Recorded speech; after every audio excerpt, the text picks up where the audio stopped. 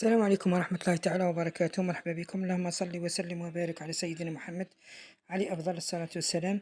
في حادث مؤلم آخر تسلسلي تمثل في اصطدام تسلسلي في موكب زفاف بين ثلاث سيارات وشاحنة على مخرج مدينة آفلو بولاية الأغواط باتجاه منطقة حجرة البل، بيخلف وفيات وجرحى. لا حول ولا قوة إلا بالله العلي العظيم. يا رب يرحم اللي مات. ويعني شفنا الفيديو مباشرة، وكانوا الحماية مازال ما جاتش، وحتى الدرك الوطني مازال ما جاتش. قال صاحب الفيديو أنه يعني المسافة 40 كيلومتر على مدينة آفلو. والمعلومات الأولية ما زالت كاين وفيات وهناك جرحى كثير، لكن الحين ننتظر الحماية المدنية هي اللي تصدر البيان تاعها. ربي يرحم من مات وربي يشفي الجرحى. سوقوا بحذر، الطرقات أصبحت صعبة كثير. مع السلامة، فيديو آخر إن شاء الله.